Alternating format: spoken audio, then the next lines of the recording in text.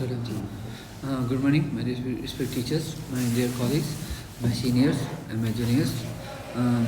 Today I'm going to present the department audit for thoracic lumbar study for the month of December 2025. The key highlights: we performed 75 procedures. There were thoracic cases, special cases were 47, major surgical cases were 21. Average age of the patient was 55 years, and notable achievement was that we performed 8 complex ischemectomies. Monthly case distribution, as previously stated, 47 were thoracic surgery cases, 21 was GI surgery cases, and 7 were minor cases. This is diagram prediction. About the thoracic cases, lung cancer, there were 23 cases of lung cancer, which was 49%. Esophageal cancer, 8 cases. Breast cancer, 3 cases. Medullary tumor, 3 cases, and other were 2 cases. The procedure type analysis, we did biopsy or diagnostic 19, which is over 40%. Long resection we did 8, esophagectomy we did 6, other resection 6, staging procedure 3, palliative 5, and we performed both mix of diagnostic and therapeutic procedures. Minimal surgery rates, we performed VATS procedures for 14 cases, VATS lobectomy were 4 cases, VATS biopsy were 5 cases, VATS esophagectomy was 4 cases, and VATS resection was 1 case. Open procedure were 17, minimal invasive cases, other minimal invasive were 16 cases, and long resection was 57%. Demographic analysis, the patient were ranged from 7 years to 86 years, mean years was 58, greater than 65 years we performed 15% of the cases, 15 cases. Gender distribution, there were 24 female cases and 23 male cases. Geographic representation, we had people from 25 districts. Chiton was our main patient were from Chiton. We were 9, and then there were from 5 from Palpa and 4 from Kapilavastu. Anesthetic modalities, we did general anesthesia for 24 cases, local anesthesia for 15 cases, IV 7 cases, and spinal 1 case. Emergency procedure, we did opening of pericardial window for pneumopericardium. Endoscopy procedures, we did OGD 8, OGD plus dilatation 6, bronchoscopy 33, colonoscopy 10, EVS 1, esophageal stenting 1, and ERCP 1. And defibrillator capabilities, it is we have been performing a high volume center. Complex esophageal cases will perform. VATS expertise, we perform 14 minimal invasive procedures, both diagnostic palliative. We had people from abroad geographical areas, like from 25 plus districts, and average age of patient was 58 years. The severity of the cases, high complexity 28%, which included esophagectomies, medicinal surgeries, major resection in elderly. Moderate complexity cases were 45%, like VAT lobectomies, open lobectomies, and major thoracic surgeries, minor biopsies, and minor incisions. Daily surgical cases. We have been finding dystelectomy in many of our patients. So I am going to present about dystelectomy in the cancer patients. So what is dystelectomy? It is a disturbance in the serum electrolytes, usually sodium, potassium, phosphate, magnesium, and calcium. Why are we seeing dystelectomy in our cases or in cancer cases? There one cause can be due to tumor effect, which can usually due to paraneoplastic syndrome or SIDS. It can also be due to hemolysis syndrome, which the patient has agents like cisplatin, immunotherapy, and the steroids we usually use for the patients. And also our patients are malnutrited because usually initially cancer they are unable to eat, and other cancers there is loss of appetite. We are also having patients with nausea, vomiting, and usually they have poor intake. Also, the comorbidities like renal dysfunction and infection in these patients also lead to dyselectrolytemia. So what are the impacts? It causes increased morbidity, treatment delays, neurocognitive deficits, and mortality. case scenario.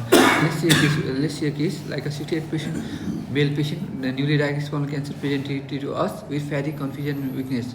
We initially performed a lab test, like sodium was 125, so hyponatremia, serum osmolality was low, urine osmolality was high, potassium is 3.2, and phosphate 2.8. So what can be the cause of the severe hyponatremia? As we can see, the sodium is low, but urine osmolality is high, so probably SIDS.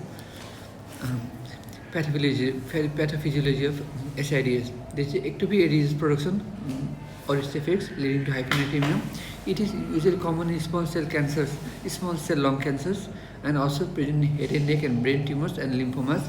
The drugs responsive are cyclophosphamide, SSRI, opiates, which usually used for pain management in these patients. And other cases can be pain, nausea, and pulmonary infections. So how will we diagnose? We have to see the serum hypoosmolality, which is usually less than 275 milliosmol per kg.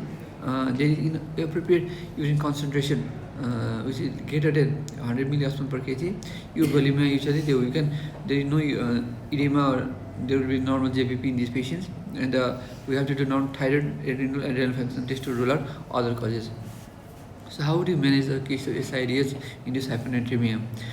We have to see whether the patient is acute or chronic. If the patient is acute, like is having neurological symptoms like seizures or disorientation, then we have to use 3% hypertension saline, but we should use it cautiously. Our goal should be to raise the sodium concentration by 4 to 6 milliequivalent per liter in the first few hours, but not more than 10 milliequivalent per liter in the 24 hours, because there is a risk of osmotic potent demyelination, which leads to the deterioration of the symptom of the patient rather than improvement. If the patient is chronic, if his or her blood reports has previously shown that the sodium concentration is low, then first we can do IV fluids that you usually give to the patients. Second line is oral salt tablets we can give, or we can give loop diuretics like furosemide. The other third line drug will be Vaptens or 12-Vaptan, which ADS is antagonist, but we should use it extreme cost in the oncology, because due to rapid correction and risks, and it also has drug interaction.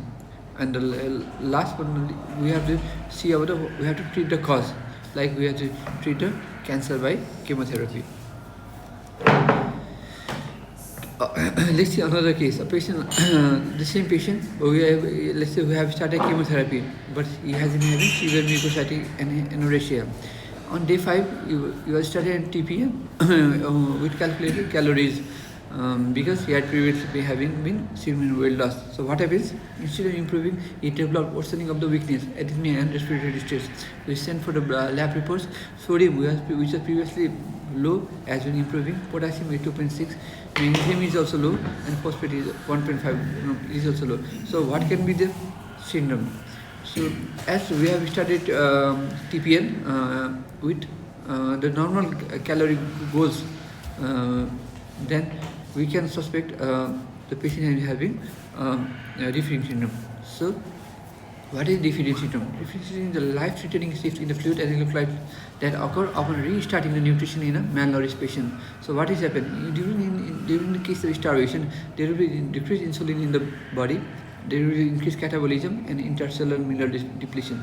So when we start TPN, or when we give dextrose or IV saline, IV dextrose, then what happens is that there is a carbohydrate load. So there will be salts in insulin, which causes the cellular uptake. The potassium, phosphate, and magnesium are shifted from the blood to the intercellular level. So it causes severe hypophosphatemia, hypokalemia, and hypomagnesemia.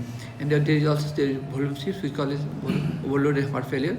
So which are the high risk patients? So patients who have usually having greater than 10% weight loss, who have been having NPO for nil per hour for more than 7 days, or whose previous blood reports before the feeding have started showed that low potassium, phosphate, magnesium, and who has been present with anorexia. So in this patient, we have seen both SIDS and refeeding. This can usually be seen in the cancer patients. So SIDS is causing hypernatremia and fluid balance. The malnourished state common in SIDS has created a scene for the refeeding syndrome. Aggressive nutritional support like oral interparenteral has, instead of improving, it has triggered hypophosphatemia, hypokalemia, and hypomagnesemia. There have been electrolyte imbalance, which has led to cardiac arrhythmia, respiratory failure, neural decline, and death, which has deteriorated the patient more. So, what can we do to prevent and manage the refeeding syndrome? First, we should identify the risk before starting nutrition. We should proactively see that the patient. You should evaluate every patient with having a great weight loss and need for a long time. If there is any risk for the refeeding syndrome, then we can replace electrolytes proactively. So before even starting the electrolytes, we can correct the potassium, magnesium, and phosphate, and we should start the nutrition in a low rate. Like instead of going for the normal goal of the TPN or nutritional support, we should go for about 50% of the goal, like 10 to 20 calories per kg per day, and which is slowly increasing over 3 to 5 days. We should closely monitor the blood reports like electrolytes based on metabolic panel, magnesium, phosphate, and it should be continue daily for 3 to 5. Then we should slowly adjust the frequency of them. Then what can we do? We can give magnesium replacement, potassium replacement, and phosphate replacement. And we should, as we have already discussed, we should adjust the TPN food formula, and we should keep the patient in cardiac monitoring, and we should see for his or her respiratory status. So what will be our take-home message? If there is hypertonic cancer, always rule out SIDS. This is a diagnosis of exclusion. Always correct sodium slowly to avoid osmotic demyelination. And if when you start in nutrition, assess for the risk of refeeding syndrome like history, weight loss, and electrolytes. So as we say, start low and go slow with the calories, but with electrolytes, which is aggressive. So calories slow, but electrolytes aggressively. While sodium, we should be very cautious. Okay, the SIDS patient is at high risk for refeeding syndrome. Double vigilance is required.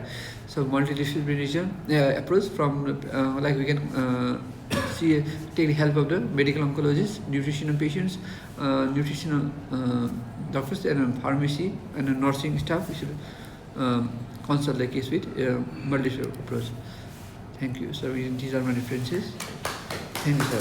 Thank you. Very good. I think हामीलाई चाहिँ यो कुरो जुन छ नि SIDS quite often we do see the sodium is very low. So could be one of the reasons that the patients are having this SIDS. So first question, you said that the treatment should not be exceeding, and the infusion of the sodium chloride should not be exceeding more than 4 to 6 milli equivalent per liter. Yes, sir. Right? Yes, sir. It's the per day. Like initially for a few hours, and then I given two data. I think. Yeah, and there was other data for 10 milli for 24 hours, and for initial stage we have to little higher. It means you are giving the 3% sodium chloride. Yes, sir. So it comes in 100 ml bottle. 100 ml, sir. So what is the minimum and what is the maximum? Maximum it could exceed, but the minimum that you shouldn't infuse more than in 2 hours, more than in 3 hours, less than in 2 hours, less than in 3 hours, less than in 4 hours. What's the time limit? Because you said that you have to check for the 4 to 6 minutes. It means when do you check the sodium then? You start, let's suppose the sodium normal is 120 milliequivalent for the patient. Now we started with 3% NaCl. How would you know that it's not exceeding 6 milliequivalent per liter in 2 hours or 3 hours? I mean, what's the duration of infusion? Usually they are saying to give it slow, like 4 to 6 hours. 4 to 6 hours. Yes, sir. And what is in general, if the patient is 60 kg weight, about 120 MEQ with confusion and the features, clinical features of the hyponatremia. How often do you repeat the sodium chloride 3% hypotonic sodium chloride infusion? Twice a day, thrice a day? And how often you repeat the sodium level in the serum? I haven't gone through, sir, that. I think I should do it. I haven't. What's the idea, sir? What has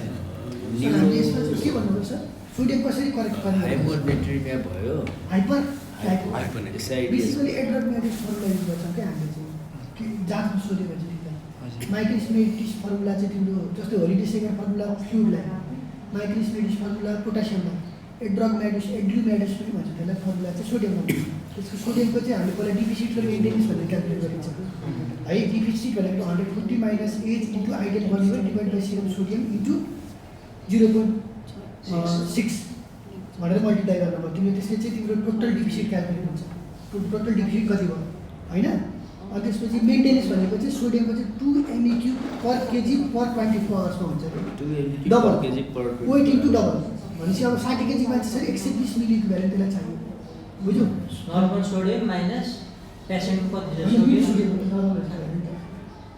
potassium चाहिँ lower limit normal minus Siram potassium गरेर गरिन्छ भने सोडियमको चाहिँ mid limit normal minus Siram sodium गरेर गरिन्छ पेसेन्टको sodium भने 60 KG छ भने 120 मिली इक्विभ्यालेन्ट भयो हैन त्यो मेन्टेनेन्स भयो डिफिसिट र मेन्टेनेन्स दुईटा जोडिन्छ जोडिसकेपछि अनि त्यसपछि 2 MEQ ले बढाउन पाइन्छ पर आवर त्योभन्दा बढी बढाउन पाइँदैन अनि त्यसपछि हामीले त्यसरी अनि त्यसपछि अप्टिमाइज गर्दै गर्दा कसैलाई 18 आवर्समा अप्टिमाइज गर्ने कि 16 आवरमा अप्टिमाइज गर्ने कि भनेर एउटा फेरि क्यालकुलेसन गर्ने अनि त्यसपछि त्यो अनुसारको ड्रिप दिनु भनेपछि 3% NaCl मिन्स 100 ग्राममा 3 ग्राम भयो ठिक छ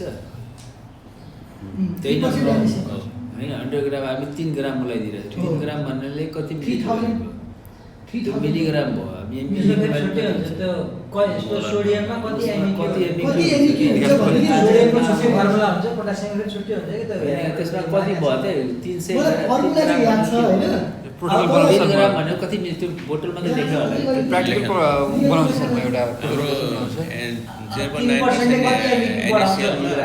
त्यो चाहिँ कति हुन्छ अराउन्ड 5 and जस्तो एउटा आरएलमा 140 मिली इक्विभ्यालेन्ट सोडियम अनि वाटर डिफिसिट गर्छ अनि वाटर जोडेर अनि सोडियम हालेर बल्ल गर्ने 154 मिली इक्विभ्यालेन्ट चाहिँ के हुन्छ नर्मल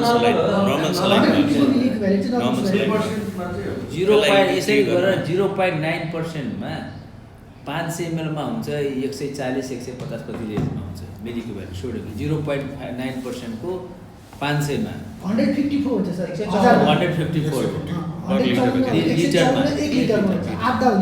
भने यो त 3% 3 ग्राम भयो 0.9% भनेको 1 लिटरमा भने 0.9 ग्राम भयो के सर MEQ टु पर्सेन्टेज भन्ने फर्मुला होइन के त्यो 1 लिटरमा 1 ग्राम भयो यसरी सोध न हजुर अब यो 100 ml मा 3 ग्राम छ भने कति क्याल्कुलेट हुन्छ धेरै कन्सन्ट्रेसन होला यो 100 मलाई चाहिँ 500 600 होला के एउटा ब्यागमा के एउटा बोतल 500 प्लस हुन्छ 513 जति हो यो ओराले जस्तो कि हामीले for example I don't know के exact formulas if the patient comes clinically rude formula के for me clinicians formula surgeons formula not the physician just he comes justification clinically hyponatremic and also has the features of hyponatremia serum radium sodium level 115 120 I start with 3% NaCl twice a day I don't know the lodging but generally patient improves